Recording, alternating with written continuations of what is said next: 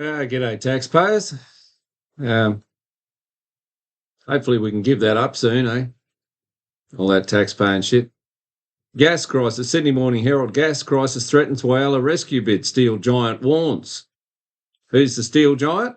BlueScope. Australia's largest steelmaker, BlueScope, warns a shortage of affordable gas on the eastern seaboard could prevent it from lobbying a bid to rescue the collapsed Whyalla steelworks, as it steps up calls for the Albanese government to force prices lower. How are they going to do that?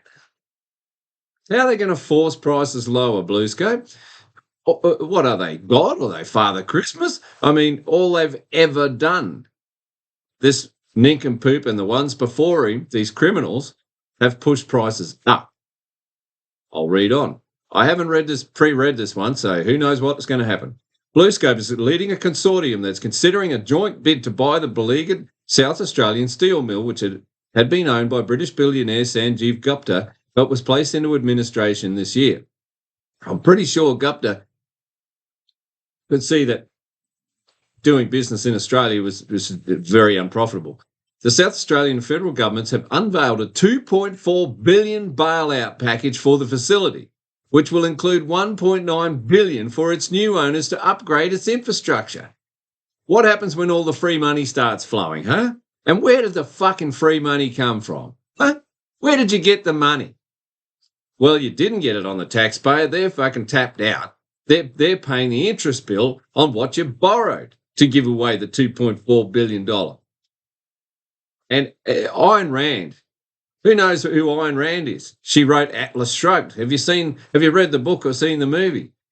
I mean, the movie's, not very well done, but it gives you the idea of what's in the book. How that one day in the future, we may have ministers of education and ministers of employment and all this rubbish. And the only way to survive in this world now is for business to get in bed with government and for everyone to gouge the taxpayer and borrow money to do it. It's an unsustainable Ponzi scheme, which is good because it's going to collapse.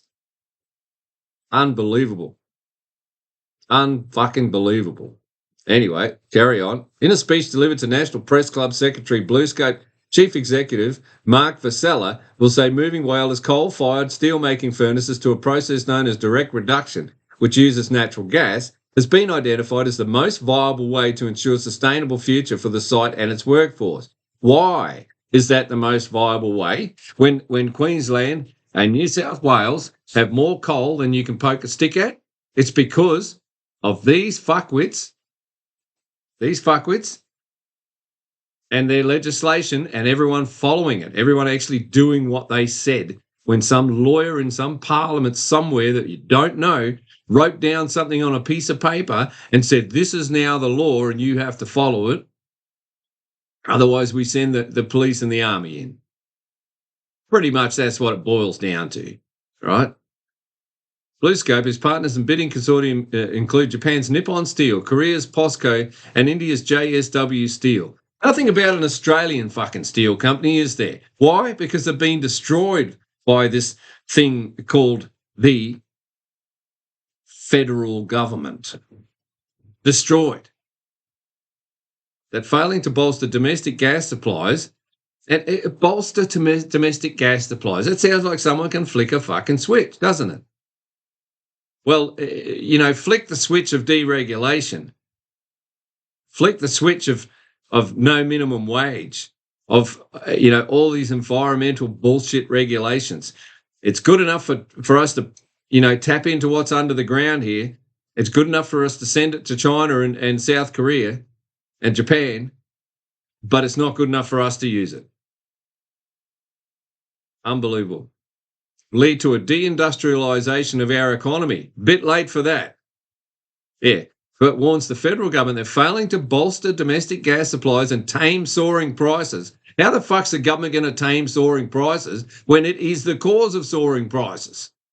Will imperil their industry and lead to a deindustrialisation of our economy. Factories depend on gas to power a range of industrial processes needed to manufacture building materials, plastics, chemicals and fertilisers.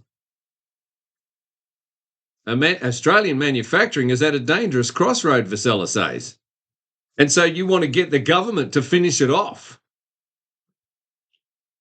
The manufacturing is only of, basic raw materials now.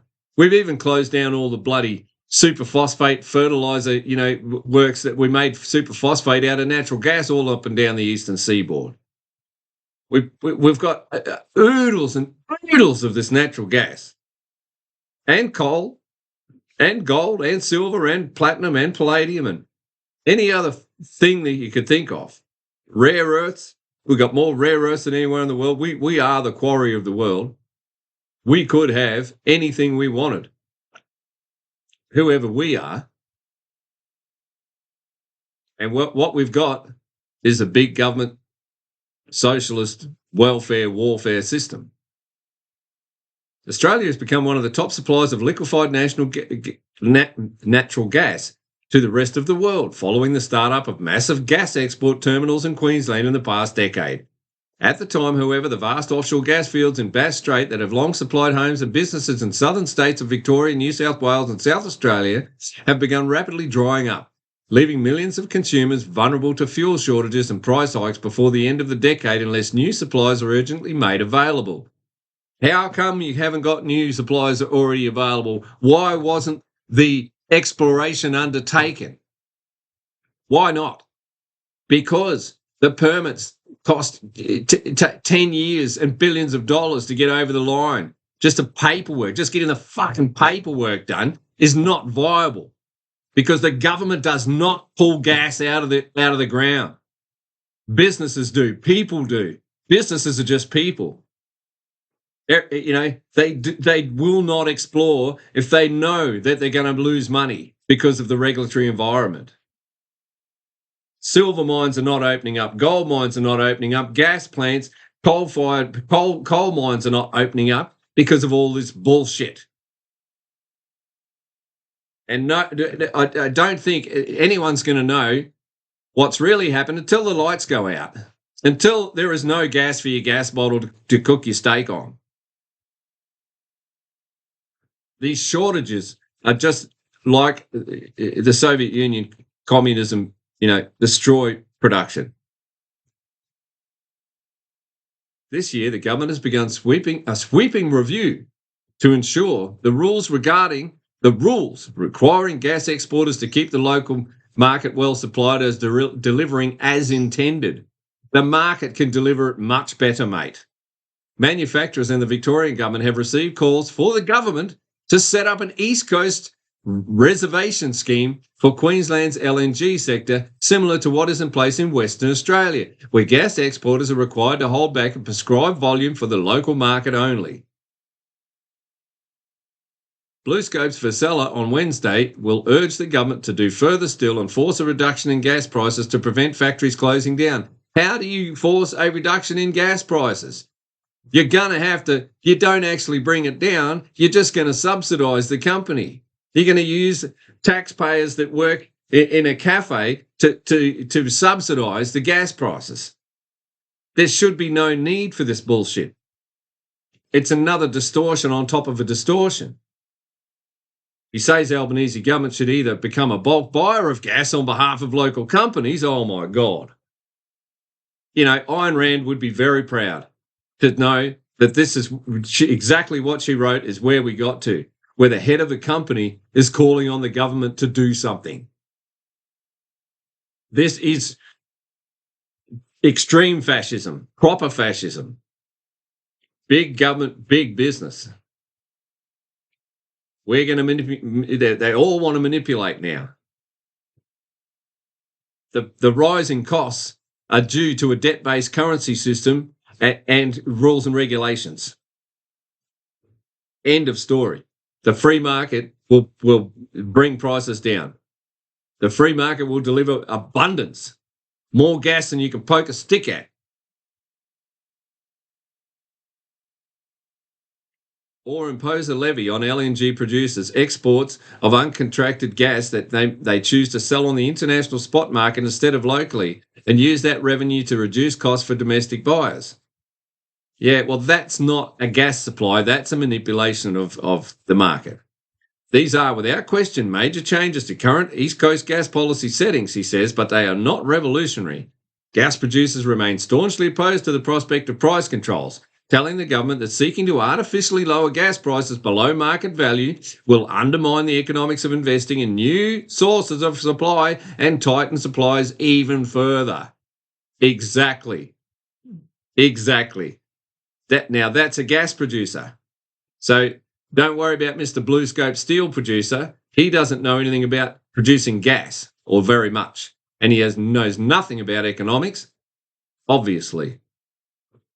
Two of Queensland's LNG ventures, backed by Origin Energy and Shell, well, Origin Energy is another, government-chosen monopoly, have signalled they are open to working with the government on the development of a reservation scheme as long as all the state's exporters are made to contribute to it equitably. Oh, God. They learnt that in university, didn't they? Equitably. But Santos-backed Gladstone LNG venture, which relies heavily on buying gas from the domestic market to meet its export commitments, along with key Asian LNG customers in Korea and Japan, raised serious questions that some proposals for the scheme's design would risk driving out investment and jeopardising trading relationships. Of course. Basila insists that no one is calling for contracts to be torn up. We should ignore the self-serving objections of overseas energy companies, he says. Oh, my God. Yeah, well, why wouldn't they be self-serving? And that is the system that produced more goods and services and a higher quality of life than any other system that we can think of. Is when you serve yourself in the course of serving others, you do well, and everyone does well, and everyone around you does better, because you're serving your self-interest in the process of serving a customer. There is no better system, and by God, we're a long way from that, trendsetters. See you on the next one.